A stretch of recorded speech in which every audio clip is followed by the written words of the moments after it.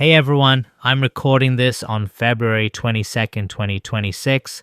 I'm currently in Hakodate, Hokkaido. I was just here last November, but I'm back because I'm thinking about starting something new here. I'll probably share more details on that eventually, but for now, I'm just taking in all the new discoveries this trip has offered. In the past, this podcast mostly focused on news from outside of Japan. However, looking at the analytics, it seems like there's a lot of interest when I cover Japanese info. So today, I've got a mix, 3 main news stories covering both domestic and global topics. First, since the December earnings reports are out, I want to look at aiming, how they're doing, and the challenges they face. Second, I want to talk about Japanese TV stations trying to become IP holders. It feels a bit off to me, and I'll explain why. Third, there's a recent Nikkei article about Tencent's game division closing in on Sony's revenue, and of course I'll wrap up with some delicious food finds here in Hakodate. Game business topic. Aiming, which focuses mainly on mobile games, announced on February 13th that it achieved full-year profitability in 2025, signaling a successful turnaround. Lately, they've been investing in anime production committees and developing games based on those IPs. They've always been known for working with big external IPs like Dragon Quest or the upcoming Inazuma 11 and doing joint ventures. It sounds like they had to scale back on some anime projects that weren't moving forward though. They actually cut one anime project from their pipeline. CEO Shiba-san mentioned that instead of making wild bets on hits, they're switching to a strategy of steady profit while waiting for the right opportunities as a developer. They're still pushing ahead with Inazuma 11 and a joint project with TV Asahi, which sounds like one of those romance games popular in China. The big issue for game companies is that even as they keep making new stuff, the market is dominated by old games. Data shows that only 7% of total market revenue comes from games released this year. 3 years or older, 63% of revenue 2 to 3 years old, 18% 1 year old, 12%. Essentially, games from the last 2 years make up less than 20% of the market. Aiming's Logros has been around for about 13 years and is likely still bringing in decent money. I'm not a hardcore mobile gamer, but when I talk to friends who are, they're mostly playing older titles they're already attached to. It's a war for disposable time. To survive, many mobile devs are moving to PC and multi-platform, iOS, Android, PC, which we see a lot with Chinese and Korean devs. But just moving to Steam doesn't guarantee success. The audience is different.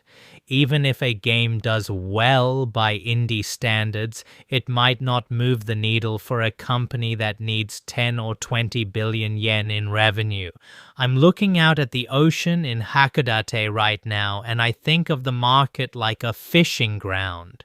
Everyone is throwing nets and lines into the same spot. It's incredibly crowded. Just throwing bait isn't enough anymore. Maybe the key is not being obsessed with just games. Aiming is doing a Kirin bicycle racing service, so I hope they find a winning path there. Game business topic. Speaking of TV Asahi, I saw they released a new management plan on February 12th. They're calling it the Anime IP Doubling Plan. They want to handle everything from planning and funding to production and IP expansion, a full vertical integration to become an IP holder rather than just a broadcaster. Honestly, when I see these corporate plans filled with buzzwords like IP and vertical integration, it feels like a desk theory created by planners who aren't on the ground. I know they have to say these things to satisfy shareholders, but is this really a job only TV Asahi can do? In the typical production committee model, TV stations, studios, and record labels share the risk and the work. The real money right now is selling to overseas platforms like Crunchyroll.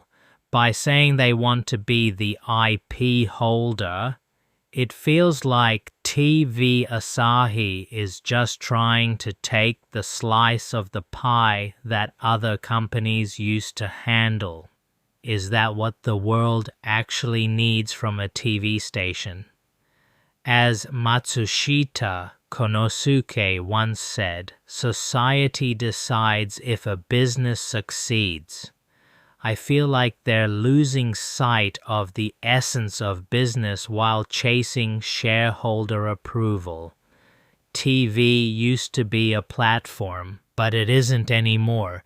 If you're good at running a platform, does that mean you'll be good at making content? This isn't just TV Asahi, Fuji TV, and others are doing the same thing. There's a real lack of originality. The Game Business Podcast.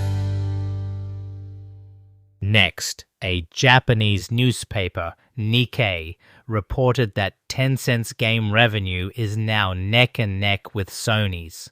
Over the last 10 years, Tencent's gaming revenue grew fourfold to 4.4 trillion yen, closing in on Sony's 4.67 trillion. Their CSO, James Mitchell, says their strength lies in M&A and in bringing Chinese games to the world. I actually met James Mitchell about 10 years ago in Hong Kong. He's probably the smartest business person I've ever met. Tencent is successful because it dominates the massive Chinese market and uses that cash to acquire or invest in overseas companies, about 230 of them, totaling 3.5 trillion yen. We're talking Riot Games, Supercell, Ubisoft, and more. Their real superpower is data. When they launch a game, they use data from similar past games to set strict goals for the closed beta. If it doesn't hit the numbers, they kill it or redo it. They only go to market when they are sure of success. They're also providing their partners with generative AI tools to accelerate development and reduce costs. Meanwhile, Japanese companies are struggling. Net profits for 10 major Japanese mobile game companies have dropped 70% compared to 9 years ago. They've been too dependent on the domestic market and too slow to go global. Japanese mobile games are often so optimized for Japan that they don't translate well overseas.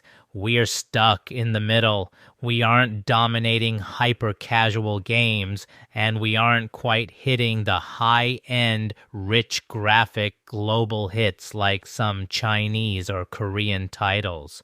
Aside from a few outliers like eFootball, Japan is losing its grip on the global mobile top 20. Ultimately, whether you're a TV station or a company, the question is, what can only we do? You have to find that unique strength and polish it. That's the only way. Time for the food corner. It's Lunar New Year, so Hakodate is packed with tourists from all over Asia and even the US. The highlight of this trip was an oyster bar on the first floor of a hotel near where I'm staying. They were handing out flyers, so I stopped in. It's a very stylish spot. I had a platter of raw oysters and something called an oyster shooter, a raw oyster served in Japanese sake. I've gone 2 days in a row and might go again today. I had oysters from Hokkaido and Sasebo, and they were incredible. If you have raw oysters, try pouring a little Talisker whiskey into the shell with the leftover juice. It's amazing. But the sake pairing was also great. I used a local sake called Goryeo. It's a Junmai with a 70% polishing ratio, so it's got a lot of character but stays crisp. Since I'll be coming to Hakodate every few months now, this will definitely be a regular stop for me.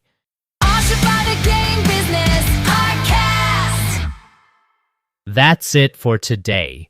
Please send me your thoughts on X at Ochiyuichi. If you disagree with me, let me know. I previously mentioned a guest for this episode, but the scheduling and editing would have caused a delay, so I wanted to get this solo update out first. Next time, for sure, we'll have a guest. It's going to be a great conversation. Until then, stay insightful.